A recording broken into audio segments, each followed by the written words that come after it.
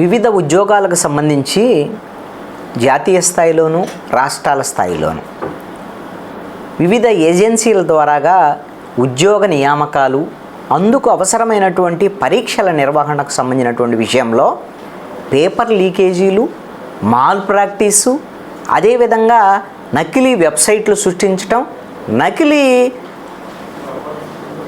నియామక పత్రాలను సృష్టించటం, ఇలాంటి అంశాల మీద, ఇలాంటి నేరాలకు పాల్పడేటువంటి వాళ్ళ మీద కఠినమైనటువంటి శిక్షలు తీసుకొచ్చేటువంటి విధంగా కేంద్ర ప్రభుత్వం చర్యలు చేపట్టింది. ఇప్పటి వరకు భారతదేశంలో ఈ విధమైనటువంటి ఉద్యోగాలకు సంబంధించినటువంటి కాంపిటేటివ్ ఎగ్జామ్స్ ఏదైతే ఉన్నాయో ఆ పేపర్ లీకేజీలు, ఈ అక్రమాలకు సంబంధించినటువంటి విషయంలో చర్యలకు సంబంధించి ఒక స్పష్టమైనటువంటి చట్టాలు లేవు. అందుకోసమనే ప్రత్యేకమైనటువంటి చట్టాన్ని రూపకల్పన చేయడానికి పార్లమెంటు ఒక బిల్లును ప్రవేశపెట్టింది.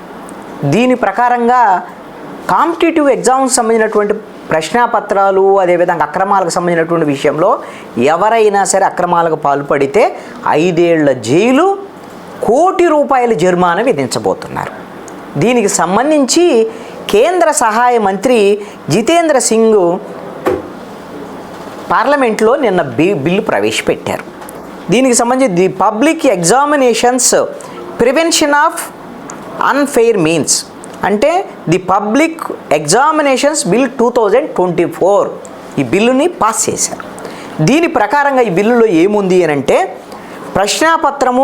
ప్రశ్నాపత్రం కీ, అదేవిధంగా దీనికి సంబంధించినటువంటి దానికి లీకేజీకి పాల్పడిన, కంప్యూటర్ నెట్వర్క్, రిసోర్సు, సిస్టమ్స్ను ట్యాంపర్ చేసిన వ్యక్తులు, సంస్థలు ఎవరైనా సరే వీళ్ళని కఠినంగా శిక్షించడం అనేటువంటిది జరుగుతుంది. నకిలీ వెబ్సైట్లు నిర్వహించడం, నకిలీ ఉద్యోగ ప్రవేశ పరీక్షలు చేపట్టడం, నకిలీ అడ్మిట్ కార్డులు ఇవ్వటము, ఆఫర్ లెటర్లు ఇవ్వటము, ఒకళ్ళ బదులు ఇంకొకళ్ళు ఎగ్జామ్ రాయించటం వంటి అవకతవకలకు పాల్పడేటువంటి వాళ్ళ డబ్బులు వసూలు చేసినటువంటి వాళ్ళకి 5 ఏళ్ళు జైలు, 10 లక్షల వరకు జరిమానా విధించేటువంటి విధంగా తీసుకొచ్చారు.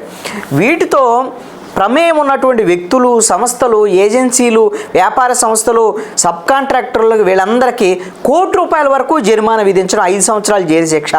ఇంకొకసారి ప్రభుత్వం నుంచి సంబంధిత పనులు చేపట్టకుండా 4 ఏళ్ల పాటు వీళ్ళ మీద, ఈ కాంట్రాక్ట్ సంస్థల మీద నిషేధం విధించడం అనేది జరుగుతుంది. యూపీఎస్సీ, అదేవిధంగా SSC, RRB, IBPS, national testing agency వంటి సంస్థలు నిర్వహించే కంప్యూటర్ ఆధారిత ఎగ్జామ్స్లో కలుగజేస్తున్నటువంటి అక్రమాలు, అదేవిధంగా సంబంధిత నియామకాలకు దీనికి అన్నిటికి కూడా దీని కింద శిక్షల కింద వస్తాయి. నీటు, జేఈఈ, అదేవిధంగా సియుఈటి పరీక్షలు ఈ బిల్లుకు సంబంధించినటువంటి దాంట్లోకి దీని ద్వారాగా అక్రమాలకు పాల్పడితే ఈ బిల్లు ద్వారాగా శిక్షలు విధించేదానికి అవకాశం ఉంటుంది. ప్రభుత్వ ఉద్యోగాల భర్తీ బాధ్యతలు చూసే కేంద్ర మంత్రిత్వ శాఖలు, విభాగాల సిబ్బంది మొత్తం ఈ చట్ట పరిధిలోకి వచ్చేదానికి అవకాశం ఉంటుందన్నమాట. మీరు గమనిస్తే ఆర్ఆర్బీలో అక్రమాలు జరిగినట్టుగా మనం ఇటీవల కేసులు నమోదైనటువంటి పరిస్థితి ఉంది.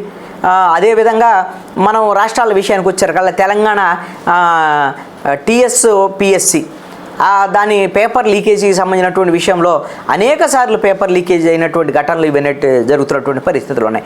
ఈ నేపథ్యంలోనే ఇప్పుడు తీసుకొచ్చినటువంటి ఈ బిల్లు ఖచ్చితంగా ఇలాంటి అక్రమాలకు కళ్ళెం వేసేటువంటి విధంగానే ఉందంటలో ఎటువంటి సందేహం లేదు.